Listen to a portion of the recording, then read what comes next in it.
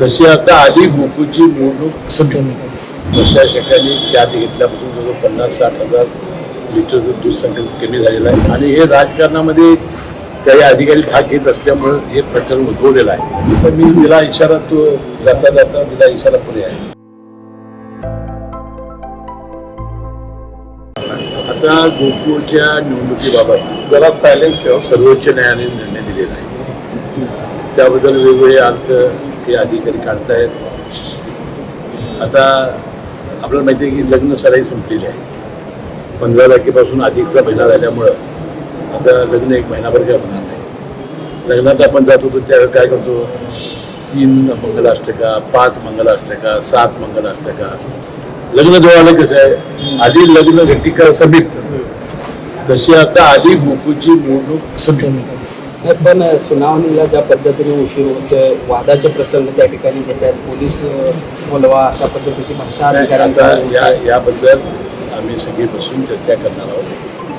कारण प्रशासकांनी चार्ज घेतल्यापासून जवळ 50-60 हजार लिटरचं दूध संकलन कमी झालेलं आहे. आता उष्णता ही कारण आहेच आणि संकलन कमी होणं ही धोक्याची घटना आहे आणि त्या प्रशासक मंडळाला काम करू दिलं पाहिजे. आणि प्रशासक मंडळाने सुद्धा गोकुळच्या नावाला डाग लागेल, गोकुळचा ब्रँड बदनाम होईल असं काम करता कामा नये. राजकारणामध्ये फारसं भाग घेता कामा नये आणि हे राजकारणामध्ये काही अधिकारी भाग घेत असल्यामुळं हे प्रकरण उद्भवलेलं आहे. मला ते अजूनही मी सर्व कार्यकर्त्यांना समजावून सांगेन आणि दूध उत्पादकांना विनंती करेन की आपलं सगळं जे उत्पादित दूध आहे ते गोकुळला घाला. फार मोठी गोकुळा दुधाची मागणी आहे, सज्जन आहे आणि त्यामुळं जरी प्रशासक आला तर तो 2-3 महिन्याचा पाहुणा आहे. ज्याला गोकुळ इथंच राहणार आहे आणि इथंच आम्ही सर्व कोल्हापूर जिल्ह्याची भूमितीतच काम करणार आहोत.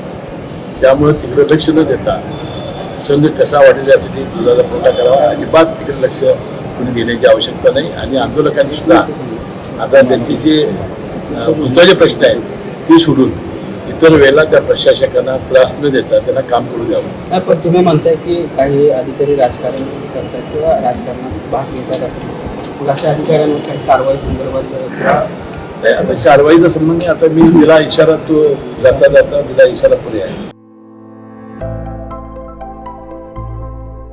आविष्कार इन्फ्रा तुम्हाला देत आहे विविध लोकेशन्सवर NA प्लॉट्स आणि प्राईम फ्लॅट्सचे प्रोजेक्ट्स.